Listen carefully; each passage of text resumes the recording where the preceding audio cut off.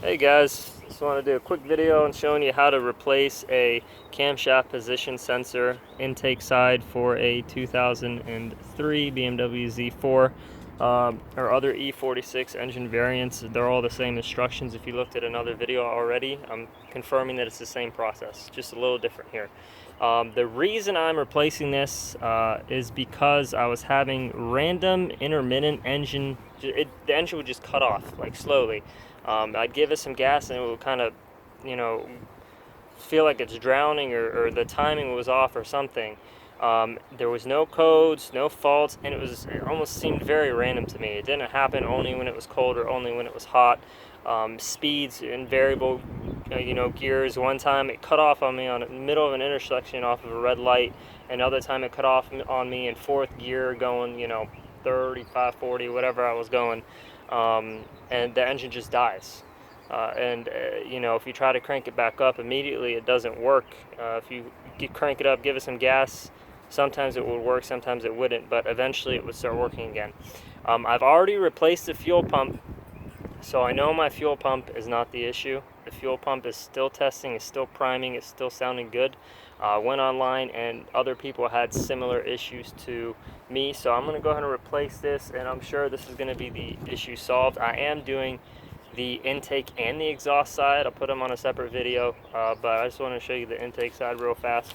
Again, this is the part number I went with. OEM. Cost on this intake side was about $45. The exhaust side was about $35, I think. But the biggest time killer here is just making room for yourself to access the sensor. So air box top half come out. I already removed the mass airflow sensor component as well from here. I just placed a little piece of paper towel there just to kind of help make sure nothing falls in there. And then I took the oil filter cap off. I unplugged this air line here just to get a little bit of mobility here. And then the hardest part, which I had to run out and get a very large adjustable wrench for. This is a 1.5 inch, and it was about right.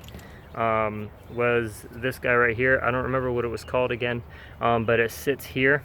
This is a very expensive piece. Sorry, I'm blanking right now, but it sits right in here. You can kind of see the hole. And there is a wire that sits just like this on it. So go ahead and push this in and pull it out, right, to get that out, and then undo this. It's, righty-tighty, lefty-loosey, so you're going counterclockwise to loosen that component up. Once that's off, you'll have a nice access to where your sensor is, and I've already removed it. It was just a size 5 or 6 hex, I think, right there. And this thing just pushes out. So there is an O-ring that comes with the part. Highly suggest you replace it. And sometimes the O-ring might get stuck inside. If it's inside, make sure you get it out. Mine's, with my component, so I'm good with that. So if you trace this line down, just remember how it's oriented in terms of what it weaves through, but you can kind of see the wire there now. It's a really thin one, and it goes all the way down to where I already have it unplugged. And what you're looking at from the top of the engine down, follow the dipstick, you'll see this guy right here with the metal clip. Okay, and what you're doing, you're just pushing down on this metal clip. Let me get it in focus. Pushing down on this metal clip, and this thing pushes out. Do not push this down and try and push the whole assembly apart. It's not going to work. So just push it down and pull out. Unlike here where it's part of your connector. Okay. Get that out, get the new one lined in, put it back together, and that should hopefully solve your problem. I'll try and remember to leave a comment or update the description if my issue's resolved, but everybody who has done it has had,